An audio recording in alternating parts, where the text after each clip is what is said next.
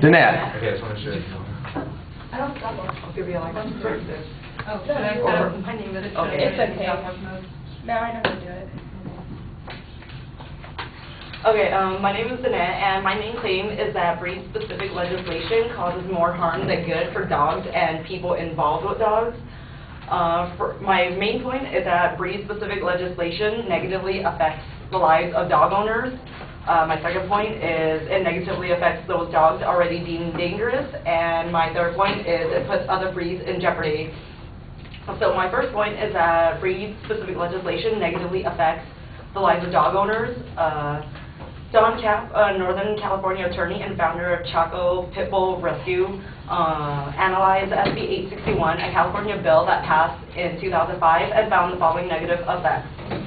One of the effects was that insurance companies will blacklist breeds that are restricted because they won't cover any targeted breeds, and this would seriously harm any people with service dogs of a restricted breed because they will have to choose between giving up their dogs or becoming homeless, and it's not practical for a disabled person to simply switch service dogs due to the time and financial expenses it takes to train a dog, not to mention the emotional bond that develops between a person with disabilities and their service dog. Also, rescuers would lose any insurance that they have while being subject to increased liability. Even if a dog shows no signs of aggressiveness or dangerous behavior at the time of placement in a foster home or a permanent home, it is still considered potentially dangerous or vicious, so the rescuer will be held just as liable as the owner if anything should occur. And this leads me to my second point, which is it negatively affects those dogs that are already deemed dangerous. One main point is that they will be judged and discriminated based on their breed alone. There was a case in Fort Worth, Texas recently in which an officer pulled up to a house and then shot the person's dog simply because it looked like a pit bull and it scared him.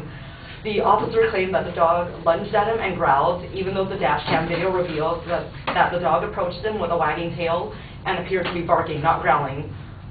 Another fact that is as disturbing as the officer's blatant discrimination against the dog's breed is that the dog's owner and his cousin were injured by bullet fragments, and the shooting occurred in the close vicinity of children. And also, it doesn't actually help in protecting dogs at all, because as Linda Weiss from the Animal Legal and Historical Center have stated, the bans carry with them too much potential for arbitrary or improper enforcement, inaccurate breed identification by officials, difficulty enforcing breed bans against mixed breed dogs, animal control and court system overload, and the potential for not identifying a genuinely dangerous dog as such because it doesn't fall into the specified breed categories. And this leads into my third point, which is it puts other breeds in jeopardy because it will slowly result in all breeds being restricted. Aside from pit bulls, American Staffordshire Terriers, Dobermans, and Rottweilers, other breeds that would end up being restricted, since they are currently on the warning list across the U.S., include boxers, which is a breed described as happy, high-spirited, energetic, and affectionate; Rhodesian Ridgebacks, who are described as gentle, obedient, and good-natured; St. Bernards, described as a slow-moving, tolerant, and extremely gentle breed; and Great Danes, the breed affectionately referred to as a gentle giant, will be in danger of being restricted and potentially banned.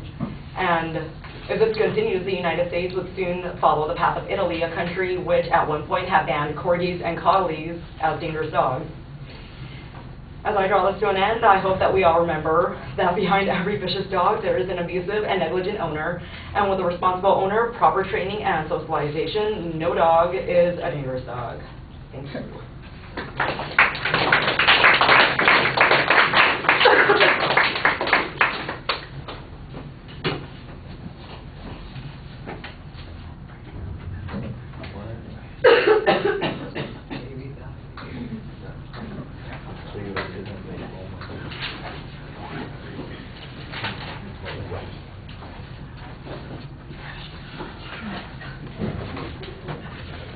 All right, the Main propositions identified, it's got multiple parts in it, so you need to get rid of that. The secondary claims were clearly laid out. I thought you did a pretty good job on that. And when you got to that first point, it was fine.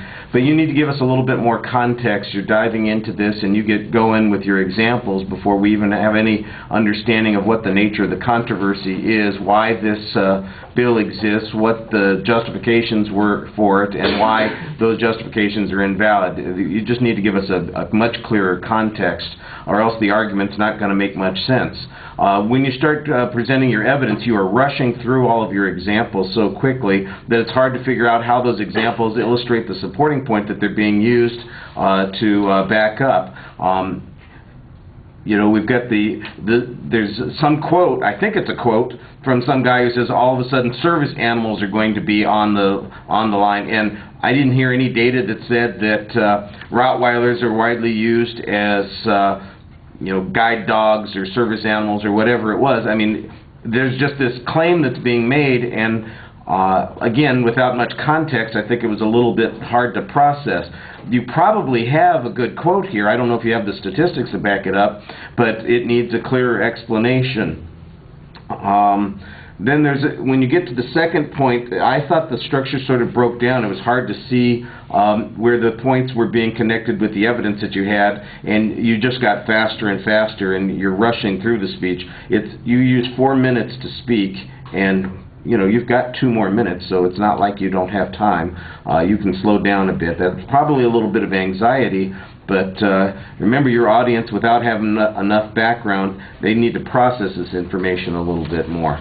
All right, I'm going to stop there because we have to